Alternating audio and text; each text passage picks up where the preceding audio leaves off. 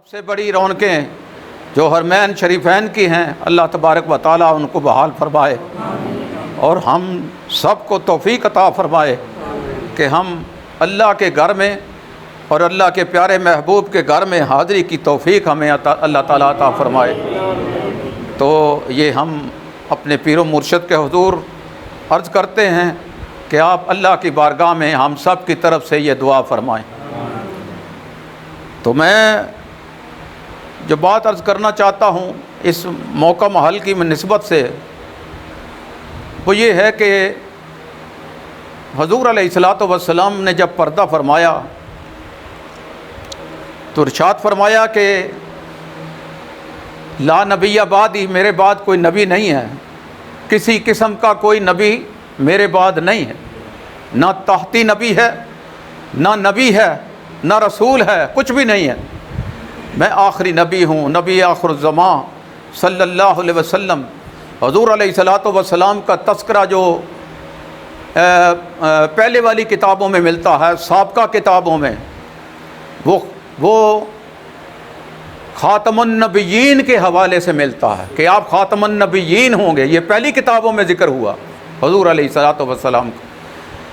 تو آپ کے دنیا سے پردہ فرمانے کے بعد حضور علیہ الصلاۃ والسلام کا یہ جو مشن ہے، آقا دو جہاں صلی اللہ علیہ وسلم نے ارشاد فرمایا کہ میرے بعد میں علماء جو ہیں وہ میرے وارث ہوں گے، یعنی یہ جو سلسلہ ہے جو میں نے شروع کیا ہے، جو اللہ نے مجھے عطا کیا ہے، تو اس کے وارثین جو ہیں میرے بعد وہ علماء ہوں گے۔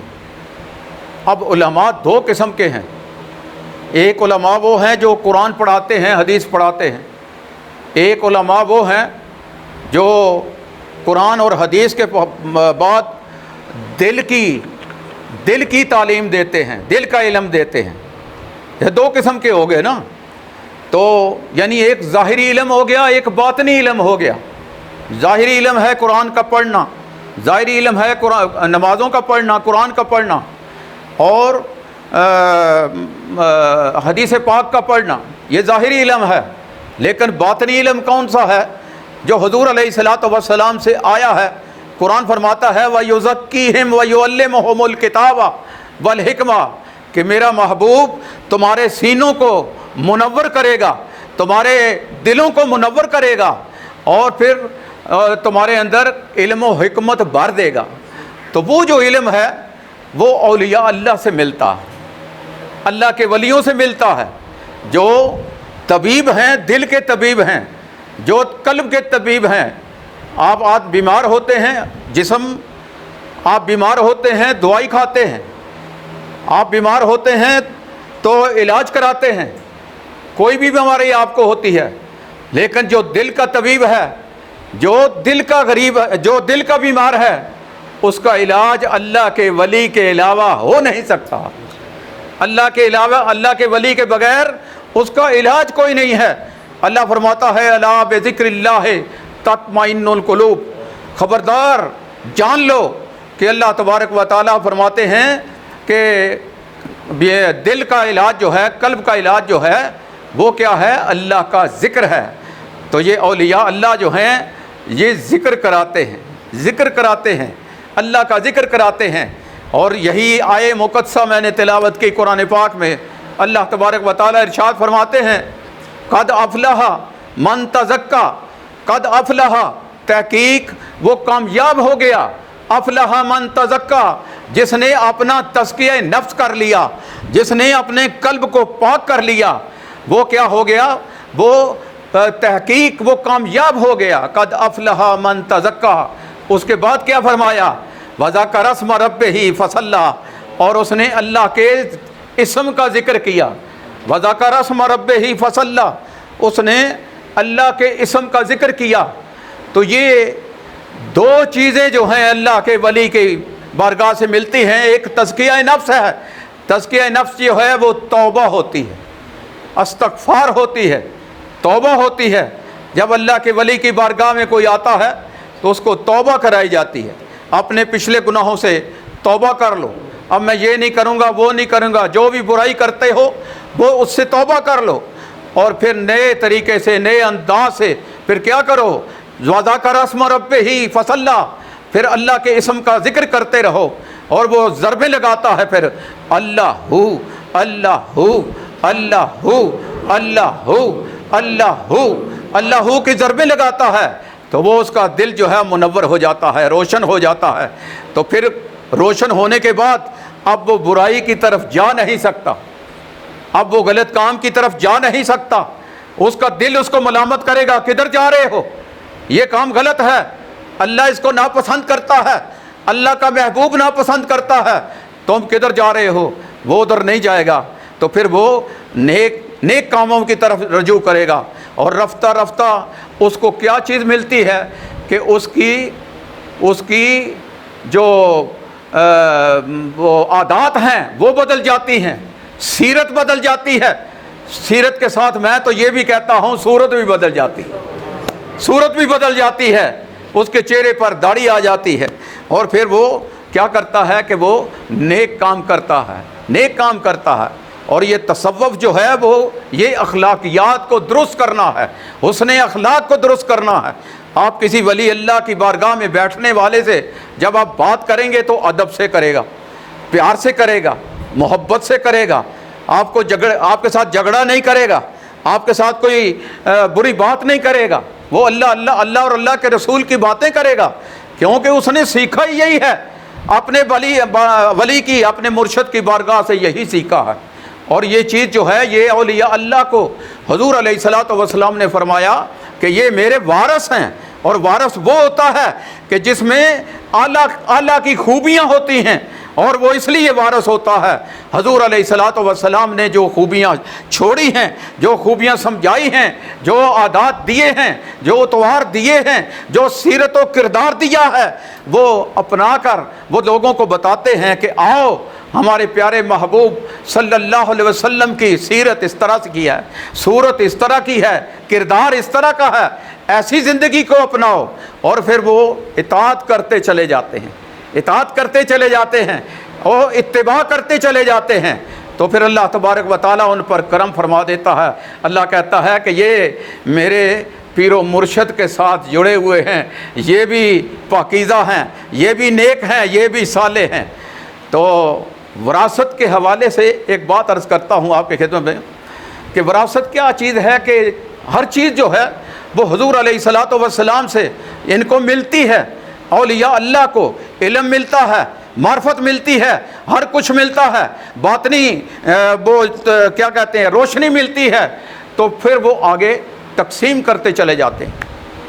یہاں ہندوستان کا ایک بادشاہ ہوا ہے محمود غزنوی، کتابوں میں آپ نے پڑھا ہوگا، کہتے ہیں کہ وہ اللہ کا ولی تھا، اور ولی اس لیے کہ وہ بزرگوں کی خدمت میں رہتا تھا، جو بھی کہیں پتہ چلا کہ فلاں اللہ کا ولی ہے تو وہ ضرور جاتا تھا، باقی علماء سے نہیں ملتا تھا وہ۔ تو وہ سوچتا تھا، کہتا بچپن تھا میرا تو میرے والد جو ہیں وہ انتقال کر گئے، اب جو بادشاہوں کے بچے ہوتے ہیں نا، جب بادشاہ نہیں رہتا تو وہ پنجابی میں کہتے ہیں کہ وہ خجل خراب ہوتے ہیں، ان کا کوئی پرسان حال نہیں ہوتا۔ تو کہتے ہیں کہ اسی طرح میری زندگی گزری پہلی والی بچپن کی، اس کے بعد کی، تو لوگ کہتے تھے کہ تم سبکتگین کے بیٹے ہو۔ میں بڑا سوچتا تھا کہ آیا میں سبکتگین کا بیٹا ہوں، یہ میں سوچتا رہتا تھا۔ دوسری بات میں یہ سوچتا تھا کہ یہ علماء جو ہیں یہ تو بڑے کمزور لوگ ہوتے ہیں، کئی علماء ہمارے، آپ اگر تاریخ پڑھیں تو ہمارے اکابرین جو ہیں وہ جیل میں شہید ہوئے ہیں، فوت ہوئے ہیں، ان کو سزائیں ملی، کیوں؟ بادشاہ وقت جو ہے وہ اس کی فیور میں بات نہیں کی تو بادشاہ نے ان کو سزا دے دی۔ حضرت امام ابو حنیفہ رحمۃ اللہ علیہ اور بہت سے علماء اور بہت سے امامین جو ہیں وہ ہمارے اسی طرح سے شہید ہوئے، اسی طرح سے فوت ہوئے، حضرت امام احمد بن حنبل، امام مالک۔ تو وہ کہنے لگا کہ یہ سوچتا تھا کہ یہ بھی بڑے مسکین لوگ ہیں، غریب لوگ ہیں، چھوٹے لوگ ہیں، تو ان کو حضور علیہ الصلوۃ والسلام نے اب وارث کیسے بنا لیا، اپنا وارث کیسے بنایا؟ تو کہتا ہے میں یہ سوچتا تھا، تیسری بات وہ یہ سوچا کرتا تھا کہ کیا قیامت آئے گی، کیا قیامت آئے گی. یہ 3 سوال کہتا تھا کہ میرے ذہن میں گھومتے رہتے تھے. کہتے ہیں کہ ایک مرتبہ میں کسی جگہ سے واپس آ رہا تھا تو ایک گلی سے گزر رہا ہوں تو ایک بچہ جو اپنے گھر میں رہتا تھا اور وہاں روشنی کا کوئی انتظام نہیں تھا، اس کے سامنے والے گھر جو تھا وہ کسی ہندو کا گھر تھا، تو وہاں سے ایک سوراخ کھلا ہوا تھا تھوڑا سا، تو وہ اس میں سے آ کے وہ روشنی نکلتی تھی باہر اندر کے دیے سے، لالٹین سے. تو وہ کہتا ہے کہ میں اس میں اپنی کتاب پڑھتا تھا، یاد کرتا تھا میں. تو وہ جب بادشاہ گزرا، اس کے مصاحبین بھی گزرے، تو کہنے لگے اس سے پوچھو کیا بات ہے. تو وہ کہنے لگا کہ میں فلاں فلاں مدرسے میں دینی علم حاصل کرتا ہوں، لیکن میرے پاس کوئی وسائل نہیں، پڑھنے کے لیے کوئی انتظام نہیں ہے، تو میں اس دیوار کی اوٹ میں آ کے بیٹھ جاتا ہوں اور یہاں میں آ کے میں اپنا سبق یاد کرتا ہوں، اور یہ تھوڑی تھوڑی روشنی جو ہے وہ اس سوراخ میں سے باہر نکلتی ہے، تو میں اس کی روشنی میں پڑھتا رہتا ہوں. اس نے کہا کہ اچھا اس کا کوئی انتظام کرتے ہیں. 2 اپنے سپاہی وہاں چھوڑ دیے، 2 سپاہی وہاں چھوڑ دیے، اور اس نے کہا کہ تم نے اس کو لالٹین دینی ہے، جب اس کا تیل ختم ہو جائے تو تیل اس میں ڈالنا ہے، اور یہ لالٹین جو ہے اس کے پاس رہے گا، یہ پڑھے گا، دینی علم حاصل کرے گا. تو وہ چلا گیا، اور جب کبھی ختم ہو تو تیل منگوا لینا اور اس کی حفاظت بھی کرنی. وقت گزر گیا، حضور علیہ الصلوۃ والسلام کو اس کی یہ ادا بڑی پسند آئی، آقا دو جہاں صلی اللہ علیہ وسلم کو اس کی یہ ادا بڑی پسند آئی. تو آقا علیہ الصلوۃ والسلام ایک دن اس کو اپنے دیدار سے مشرف فرماتے، ارشاد فرمایا. اب دیکھیں اس کے 3 سوال تھے، 3 سوالوں کا جواب حضور علیہ الصلوۃ والسلام نے ایک ہی فقرے میں دے دیا، ایک ہی فقرے میں. یہ سرکار کی شان ہے کہ حضور علیہ الصلوۃ والسلام مختصر بولتے تھے، مختصر بات کرتے تھے، لیکن جامع بات کرتے تھے، جامع بات کرتے تھے. تو ساری دنیا اس میں سموئی ہوئی ہو، ساری دنیا. تو سرکار فرماتے ہیں اے سبکتگین کے بیٹے، پہلا سوال اس کا حل ہو گیا. پہلا جو خدشہ تھا، جو اس کا گمان تھا کہ میں اس کا بیٹا ہوں یا نہیں ہوں، وہ اس کا صحیح ہو گیا. فرمایا اے سبکتگین کے بیٹے، تم نے ہمارے وارث کی مدد کی ہے، ہمارے وارث کی مدد کی ہے. تو دوسرا سوال بھی حل ہو گیا کہ وہ سمجھتا تھا کہ یہ غریب لوگ، کمزور لوگ جو ہیں، یہ کیسے وارث ہو سکتے ہیں. تو سرکار نے تصدیق فرما دی کہ یہ میرے وارث کی تو نے مدد کی ہے. وہ بچہ جو پڑھ رہا تھا اس کے لیے تیل کا، پانی کا انتظام کیا. تو اس کے بعد وہ آقا دو جہاں صلی اللہ علیہ وسلم ارشاد فرماتے ہیں کہ قیامت کے دن میں تیری شفاعت کروں گا، قیامت کے دن میں تیری شفاعت کروں گا. یعنی تیسرا سوال بھی اس کا حل ہو گیا، تیسرا سوال بھی اس کا حل ہو گیا. تو کہ میں یعنی قیامت قائم ہوگی اور حضور علیہ الصلوۃ والسلام میری شفاعت فرمائیں گے. تیسرا سوال بھی اس کا پورا ہو گیا.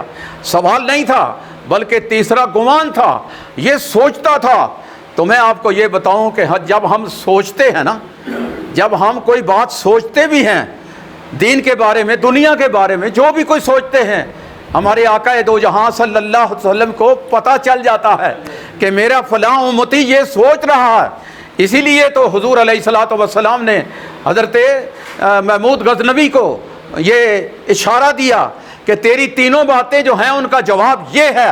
تو یہ سوچتا رہتا ہے کہ میں سبکتگین کا بیٹا ہوں یا نہیں ہوں، میں یہ علماء جو ہیں یہ وارث، حضور کے وارث ہیں یا نہیں ہیں.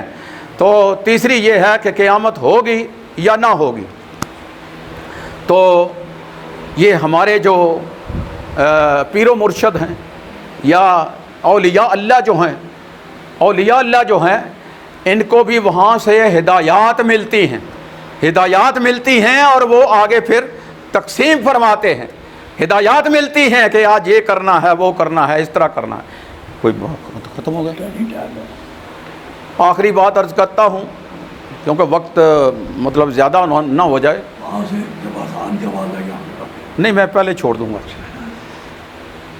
تو ابن عربی رحمۃ اللہ تعالیٰ علیہ، ان سے کسی نے سوال پوچھا، اسی حوالے سے میں بات کر رہا ہوں، یہ جواب عرض کر رہا ہوں۔ ان سے کسی نے سوال پوچھا، غالباً ان کی بیٹی نے پوچھا، ان کی بیٹی نے ان سے سوال پوچھا کہ کیسے روزہ ٹوٹ جاتا ہے، کیا کرنے سے روزہ ٹوٹ جاتا ہے؟ تو آپ نے فرمایا ٹوٹ جاتا ہے، آپ نے فرمایا ٹوٹ جاتا ہے۔ رات ہوئی، خواب میں آقا دو جہاں صلی اللہ علیہ وسلم کا دیدار ہوا، سرکار کا دیدار ہوا۔ سرکار نے فرمایا کہ اے ابن عربی، کیا کرنے سے روزہ نہیں ٹوٹتا، کیا کرنے سے وضو اپنا روزہ نہیں ٹوٹتا، تم نے بتا دیا کہ روزہ ٹوٹ جاتا ہے، کیا کرنے سے روزہ نہیں ٹوٹتا۔ تو یہ بات کیا ہوئی، ادھر کیا ہوئی، ادھر حضور علیہ الصلوۃ والسلام کو پتہ چل گیا کہ میرے بندے نے، میرے نائب نے اس کا غلط بیان کیا ہے، غلط فتویٰ دے دیا ہے، اور اس فتوے کی درستگی فرمائی حضور علیہ الصلوۃ والسلام نے۔ اور سنیے ایک بات، آخری بات عرض کرتا ہوں۔ حضرت امام ابو حنیفہ رحمۃ اللہ تعالیٰ علیہ، یہ مسئلے کی بات بھی آ گئی اس میں۔ مسئلے کی بات یہ ہے کہ جب آپ 4 رکعتیں پڑھ رہے ہوں نماز کی، کوئی بھی نماز ہو، یعنی سنت موقدہ ہو یا فرض ہو، 4 آپ پڑھ رہے ہیں، تو درمیان والا جو اتحیات ہے، جو درمیان والا قاعدہ ہے، اس میں جب آپ بیٹھتے ہیں تو پڑھنا چاہیے عبدہ و رسولہ تک۔ کہاں تک پڑھنا چاہیے؟ عبدہ و رسولہ تک۔ یہ اس لیے کہہ رہا ہوں کہ یہ آپ کو یاد بھی رہے۔ تو عبدہ و رسولہ تک پڑھ لیا تو نماز آپ کی ہو گئی۔ اگلی رکعتوں میں آپ نے اگر سنت موقدہ پڑھ رہے ہیں تو اس میں سورت بھی پڑھنی ہے، آخری 2 جو ہیں سورتیں دونوں میں پڑھنی ہیں، اور اگر فرض پڑھ رہے ہیں تو آخری 2 رکعتوں میں سورت نہیں پڑھنی، صرف الحمد شریف، چوتھی میں بھی الحمد شریف۔ تو امام ابو حنیفہ رحمۃ اللہ علیہ نے فتویٰ دیا۔ فتویٰ کیا دیا؟ آپ فرماتے ہیں کہ جو درود شریف پڑھ لے، اس کے آگے اللہم صلی علی محمد وعلی آل محمد کما صلیت علی ابراہیم، تھوڑا بھی پڑھ لے، اللہم صلی علی محمد، اتنا فقرہ پورا کر لے، ایک فقرہ پورا کر لے، تو اس کے اوپر سجدہ صاحب لازم آئے گا۔ کیا آئے گا؟ سجدہ صاحب لازم آئے گا۔ تو رات کو حضور علیہ الصلوۃ والسلام کی بارگاہ میں حضرت امام ابو حنیفہ رحمۃ اللہ علیہ جس وقت حاضر ہوئے، یہ ان کی حاضری ہوتی ہے، وہاں محفل جمتی ہے، یہ بھی یاد رکھیں، وہاں سب کی حاضری ہوتی ہے، یہ در پردہ ایک نظام پورا ہے۔ حضور علیہ الصلوۃ والسلام کی بارگاہ میں حاضری ہوئی، سرکار فرماتے ہیں ابو حنیفہ، جی یا رسول اللہ صلی اللہ علیہ وسلم، تم نے جو میرا درود پڑھے اس کے اوپر فتویٰ لگا دیا ہے، جو میرا درود پڑھے اس کے اوپر سجدہ صاحب لگا دیا ہے۔ یا رسول اللہ صلی اللہ علیہ وسلم، میں نے بھول کر پڑھے تب لگایا ہے، بھول کر پڑھے تب لگایا ہے، یعنی بھول کر پڑھنا تو نہیں تھا، لیکن وہ پڑھ گیا تو بھول کر پڑھے تو تب لگایا ہے۔ تو حضور علیہ الصلوۃ والسلام نے فرمایا کہ ٹھیک ہے۔ اب اس مسئلے کی تصدیق ہو گئی حضور علیہ الصلوۃ والسلام کی بارگاہ سے، اس مسئلے کی تصدیق ہو گئی، سرکار نے تصدیق فرما دی کہ تو نے ٹھیک کیا ہے، جو بھول کر میرا درود پڑھے وہ نماز میں سجدہ صاحب کرے، پڑھنا نہیں چاہیے تھا لیکن وہ پڑھ گیا، لہذا سجدہ صاحب کریں۔ تو یہ بات کرنے کا آپ کے سامنے یہ تھا کہ ان سب کو آپ کے جو نائبین ہیں، آپ کے جو ورثاء ہیں آقا دو جہاں صلی اللہ علیہ وسلم کے، ان کی حاضری بھی رہتی ہے آقا دو جہاں صلی اللہ علیہ وسلم کی بارگاہ میں، اور وہاں سے ان کو فیض بھی ملتا رہتا ہے، فیض بھی ملتا رہتا ہے۔ تو الحمدللہ ثم الحمدللہ۔ اور ہم جو فیض یافتہ ہیں، فیض یافتہ جو فیض یافتہ ہیں، ہم ان کے دامن کرم میں ہم بیٹھے